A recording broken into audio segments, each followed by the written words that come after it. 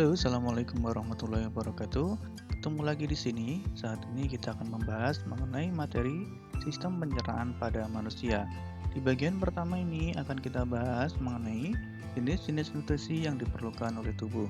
Di antaranya adalah ada karbohidrat, ada lemak, protein, vitamin, mineral, dan air. Nah, mari kita ulas satu persatu dari materi berikut. Yang pertama ada karbohidrat. Karbohidrat merupakan nutrisi utama yang dibutuhkan oleh tubuh bersama dengan protein dan lemak. Fungsi karbohidrat yang utamanya adalah sebagai sumber energi bagi tubuh. Nah, karena mudah dicerna oleh tubuh, 1 gram karbohidrat dapat menghasilkan energi sebesar 4,1 kilokalori. Sebagai perbandingan, jadi rata-rata tubuh manusia itu dalam satu hari itu membutuhkan sekitar 2.500 kilokalori. Nah, karbohidrat dibedakan menjadi 3, diantaranya ada gula, pati, dan serat. Selain sebagai sumber energi utama, fungsi karbohidrat yang lain adalah sebagai cadangan energi dalam otot dan hati, kemudian untuk memperlancar sistem pencernaan, dan berikutnya membantu menjaga massa otot. Itu adalah fungsi dari karbohidrat. Berikut beberapa makanan yang mengandung karbohidrat, diantaranya adalah ada ubi, ada jagung, kentang, nasi, pisang, mangga, dan sebagainya. Nah, ini adalah yang sering kalian jumpai dalam kehidupan sehari-hari ya, yang mungkin kamu konsumsi juga. Berikutnya, mengkonsumsi karbohidrat yang berlebihan dapat mengakibatkan penyakit gula atau diabetes. Jadi, kita harus membatasi makan makanan yang banyak mengandung karbohidrat. Makan dengan secukupnya. Yang kedua, ada lemak. Pada 1 gram lemak dapat menghasilkan energi sebesar 9,3 kilokalori.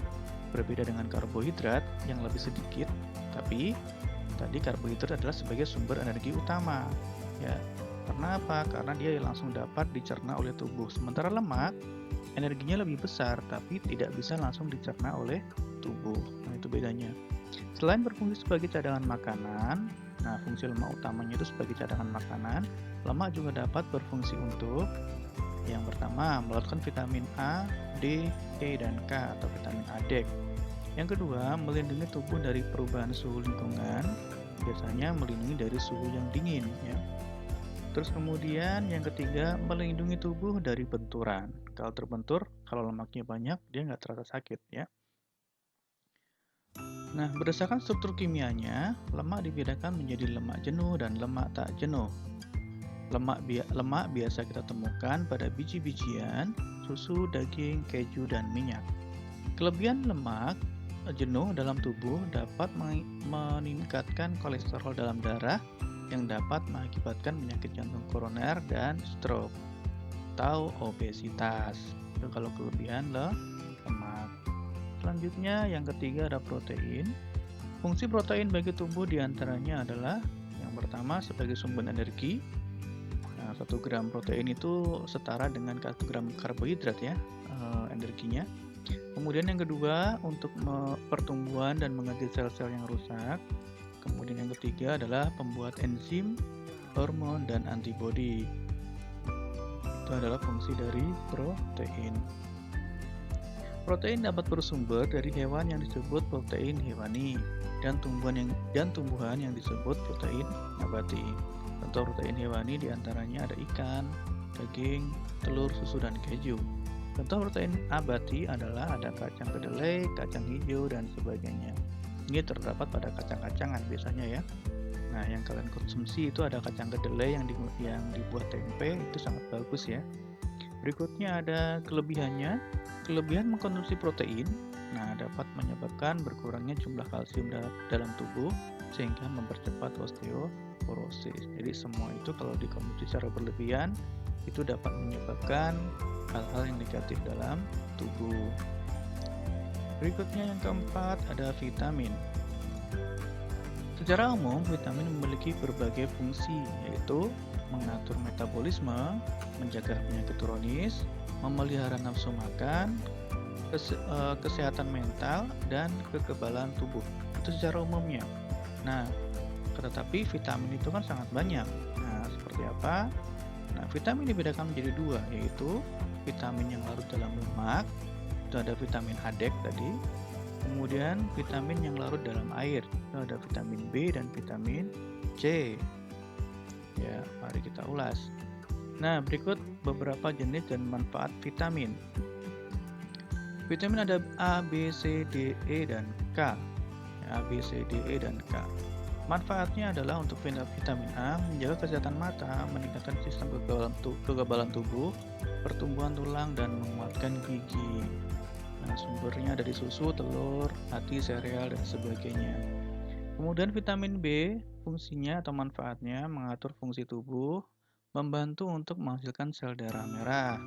Sumbernya dari gandum, makanan laut, daging, telur, produk susu, dan sebagainya. Yang ketiga ada vitamin C, manfaatnya adalah membentuk kolagen, membantu menjaga kesehatan jaringan tubuh seperti gusi dan otot, kemudian membantu tubuh melawan infeksi. Sumbernya itu dari buah jeruk, stroberi, jambu biji, dan sebagainya.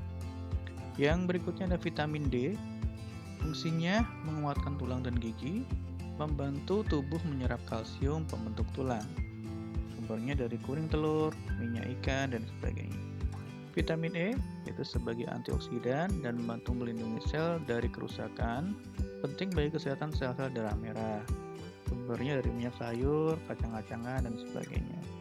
Nah, terakhir ada vitamin K, yaitu membantu pembekuan darah dan meningkatkan pertumbuhan dan kesehatan tulang. Sumbernya dari alpukat, anggur, sayuran hijau, dan sebagainya. Nah, ini adalah beberapa jenis vitamin dan manfaatnya.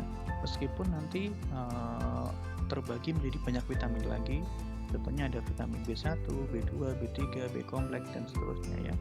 Nah, itu nanti mungkin akan kalian pelajari di tingkat selanjutnya.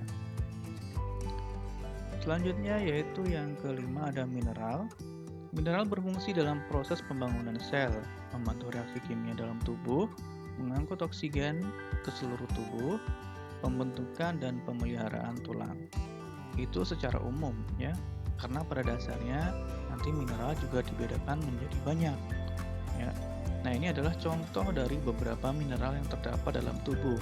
Ini belum sepenuhnya ya, ini hanya beberapa sampel atau contoh. Berbagai macam mineral dalam tubuh yaitu ada kalsium, ada fosfor, ada kalium, ada natrium, ada besi, iodium, dan seng. Nah, ini adalah manfaatnya. Kalsium yaitu bahan pembentuk tulang, gigi kerja otot dan kerja saraf. Kemudian fosfor membantu dalam kontraksi dan relaksasi otot. Kalium yaitu mengatur keseimbangan air dalam sel, mempercepat kehantaran impuls pada saraf dan kerja otot. Kemudian ada sodium atau natrium, yaitu menjaga keseimbangan cairan dalam jaringan tubuh dan mempercepat hantaran impuls pada saraf. Kemudian ada zat besi, yaitu bahan utama penyusunan hemoglobin pada sel darah merah. Ada iodium, sebagai salah satu sumber hormon tiroksin dan merangsang metabolisme. Kemudian ada seng, menjaga kekebalan tubuh, kesehatan mata, menghambat virus, dan seterusnya.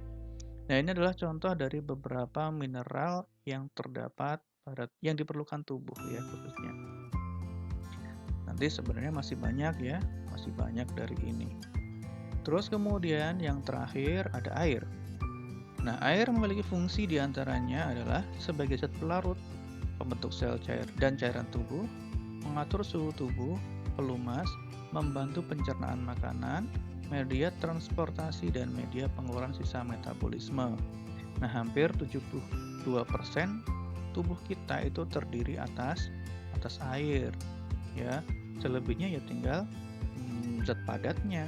Misalkan di sini ada paru-paru. 92% adalah air. Nanti yang sekitar 8%-nya lain-lain, termasuk zat-zat yang ada dalam selain air ya. Darah, kulit, otot, otak, tulang, dan sebagainya. Nah, ini adalah hampir seluruhnya, hampir sebagian besar terdiri atas air. Kecuali di sini ada tulang ya, karena tulang itu kan keras. Oke, untuk pertemuan pertama ini, di bagian pertama kita hanya membahas mengenai nutrisi yang terdapat dalam makanan. Next, di video selanjutnya kita akan membahas mengenai organ pencernaan makanan. Oke, itu saja yang bisa saya sampaikan. Kurang lebihnya mohon maaf. Selamat menyimak. Ya, jangan lupa di komen atau di share ya ke yang lainnya jika video ini bermanfaat. Terima kasih. Assalamualaikum warahmatullahi wabarakatuh.